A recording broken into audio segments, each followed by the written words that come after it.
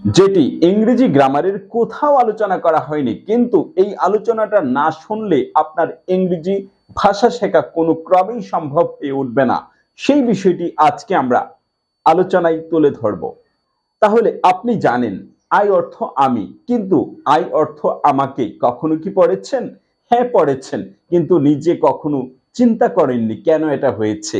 We অর্থ আমরা, কিন্তু উই অর্থ আমাদেরকে, এটাও আপনি পড়েছেন কিন্তু চিন্তা করেননি। আজকে এই বিষয়গুলো দেখব। আই অর্থ আমি, উই অর্থ আমরা, ইউ অর্থ তুমি, ইউ অর্থ তোমরা, হি অর্থ সে, সি অর্থ সে, ইট অর্থ ইহা, দে অর্থ তারা, রহিম অর্থ রহিম। এগুলো আপনি জেনেছেন, আপনি পারেন, তার মানে আপনি ইংরেজি ভাষাটা পারেন। তারপরেও একটু চিন্তা করলেই আপনার ইংরেজি ভাষায় দক্ষতা চলে আসবে। কি সেই বিষয়টি?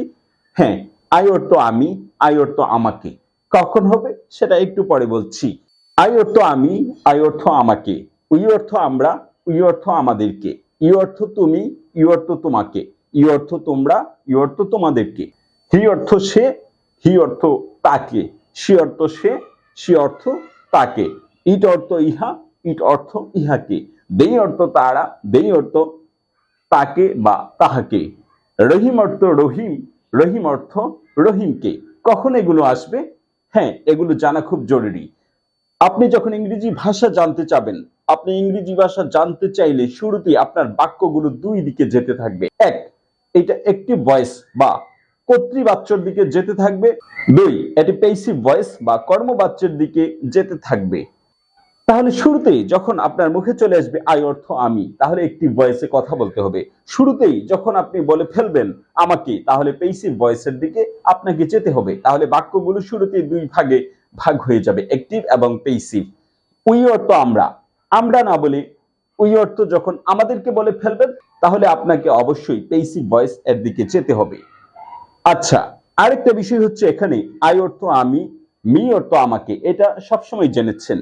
মি যখন অবজেক্ট বা কর্মে ব্যবহৃত হয় তখন আমাকে, আজ আমাদিগকে কর্মে ব্যবহৃত হলে, ইউ তোমাকে, ইউ তোমাদেরকে, হিম তাকে, আর হিজ হচ্ছে পসেসিভ, অর্থ হচ্ছে তার, হার অর্থ হচ্ছে তাকে, ইট অর্থ হচ্ছে ইহাকে, দেম অর্থ হচ্ছে তাদেরকে, রহিম অর্থ হচ্ছে রহিমকে। যখন এটা কর্ম হিসেবে পাবেন তখন আপনি জেনে যান যে এটার অর্থ হচ্ছে এরকম। যখন এটা সাবজেক্ট হিসেবে পাবেন তখন এই দ্বিতীয় সারির অর্থ উঠবে আমাকে, আমাদেরকে, তোমাকে, তোমাদেরকে, তাকে, তাকে, ইহাকে, তাদেরকে, রহিমকে। এগুলোর অর্থই এমন হবে। কখন হবে সেই সেন্টেন্স গুলো এখন দেখছি। আই গেভ মানি, এর অর্থ হচ্ছে আমি টাকা দিলাম। আই গেভ মানি এর অর্থ হচ্ছে আমি টাকা দিলাম, পাস্ট ইনডিফিনিট টেন্স, আমি টাকা দিলাম।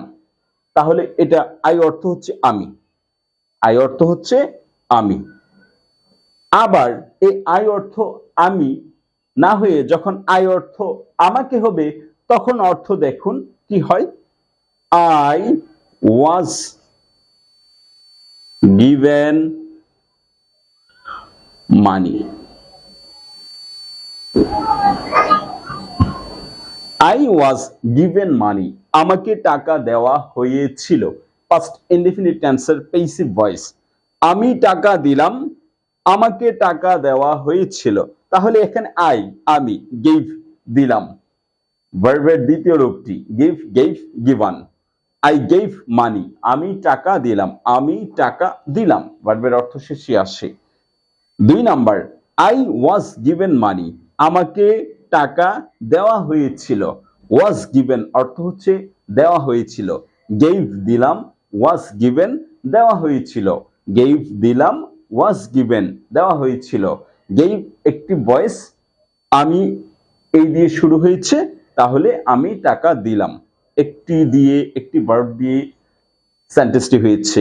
আর এখানে দুটো ভার্ব লেগেছে, একটি অক্সিলারি আর একটা মেইন ভার্ব, ভার্বের 3 নাম্বার ফর্ম, অর্থাৎ পাস্ট পার্টিসিপল।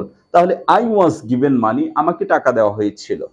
ওয়াজ গিভেন মানি, আমাকে টাকা দেওয়া হয়েছিল। আই ওয়াজ গিভেন মানি, আমাকে টাকা দেওয়া হয়েছিল, দিলামটা হয়ে গিয়েছে দেওয়া হয়েছিল। তাহলে শুরুতেই যখন আপনি বলে ফেলবেন আমি, তাহলে এভাবে বলতে হবে আই গেভ মানি। আর শুরুতেই যখন আপনি বলে ফেলবেন আই অর্থ আমাকে, তখন আপনি পেসিভ ভয়েস এর দিকে যেতে হবে, আই ওয়াজ গিভেন মানি, আমাকে টাকা দেওয়া হয়েছিল। এভাবে আপনি প্রত্যেকটি টেন্স অর্থাৎ 12 প্রকার যে টেন্স আছে এখানে প্রতিটি ক্ষেত্রে আই অর্থ আমি টেন্সের ক্ষেত্রে, আর আই অর্থ আমাকে পেসিভ ভয়েসের ক্ষেত্রে। আবার যদি এটা বাংলা গ্রামার দিয়ে ধরতে চান বা ব্যাকরণ দিয়ে ধরতে চান, তখন এটা হচ্ছে দ্বিতীয় বিভক্তি। দ্বিতীয় বিভক্তি কে, রে, এরে, তাহলে কে কর্তৃকারকে দ্বিতীয় বিভক্তি, কর্তৃকারক মানে এটা হচ্ছে কর্তা। আর এখানে আমাকে কে ব্যবহৃত হয়েছে বিভক্তি। তাহলে বাংলার সাথে ইংরেজি গ্রামারটা যখন ম্যাচ করে ফেলবেন তাহলে ইংরেজি সবচেয়ে সহজ হবে। তাহলে এখানে আমি বলে দিচ্ছি আই ওয়াজ গিভেন মানি, আমাকে টাকা দেওয়া হয়েছে। তাহলে এখানে আমি 10টি সাবজেক্ট দিয়ে বলছি, আই গেভ মানি, আমি টাকা দিলাম, উই গেভ মানি, আমরা টাকা দিলাম, ইউ গেভ মানি, তুমি টাকা দিলে, ইউ গেভ মানি, তোমরা টাকা দিলে, হি গেভ মানি, সে টাকা দিল, শি গেভ মানি, সে টাকা দিল, ইট গেভ মানি, ইহা টাকা দিল, রহিম গেভ মানি, রহিম টাকা দিল, দে গেভ মানি, তারা টাকা দিল। আবার এইটাই যখন পেসিভ ভয়েসে এই 10টি সাবজেক্ট দিয়ে হবে তখন দেখুন আই ওয়াজ গিভেন মানি, আমাকে টাকা দেওয়া হয়েছিল, উই ওয়ার গিভেন মানি, আমাদেরকে টাকা দেওয়া হয়েছিল, ইউ ওয়ার গিভেন মানি, তোমাকে টাকা দেওয়া হয়েছিল, ইউ ওয়ার গিভেন মানি, তোমাদেরকে টাকা দেওয়া হয়েছিল, হি ওয়াজ গিভেন মানি, তাকে টাকা দেওয়া হয়েছিল, শি ওয়াজ গিভেন মানি, তাকে টাকা দেওয়া হয়েছিল, ইট ওয়াজ গিভেন মানি, ইহাকে টাকা দেওয়া হয়েছিল, দে ওয়ার গিভেন মানি, তাদেরকে টাকা দেওয়া হয়েছিল, রহিম ওয়াজ গিভেন মানি, রহিমকে টাকা দেওয়া হয়েছিল, রহিম এন্ড করিম ওয়ার গিভেন মানি, রহিম এবং করিমকে টাকা দেওয়া হয়েছিল। তাহলে প্রত্যেকটা ক্ষেত্রে দেখুন এখানে এগুলোই আমি ব্যবহার করেছি, কিন্তু এখানে কে শব্দটি এসছে দ্বিতীয় বিভক্তি। তাহলে আপনি ইংরেজি ভাষা শিখবেন, গ্রামার ছাড়া ইংরেজি ভাষা শিখবেন, আপনি মহা বিপদে পড়ে যাবেন। আর যখন আপনি গ্রামার খুব বেশি জেনে যাবেন, স্পোকেনটা এত মাত্রায় বৃদ্ধি পাবে, কেউ আপনার সামনে টিকতে পারবে না। তাই গ্রামার সহ ইংরেজি পড়ুন, ম্যাচ করে পড়ুন, বাংলার সাথে ইংরেজি মিশিয়ে পড়ুন এবং খুব অল্প সময়ে দক্ষতা অর্জন করুন। অনেক বেশি সময় নিয়ে অথবা খুব অল্প সময় নিয়ে গ্রামার ছাড়া দক্ষতা অর্জন করে আপনি মহা বিপদে পড়বেন না। তাহলে আজ এ পর্যন্তই থাক। আল্লাহ হাফিজ।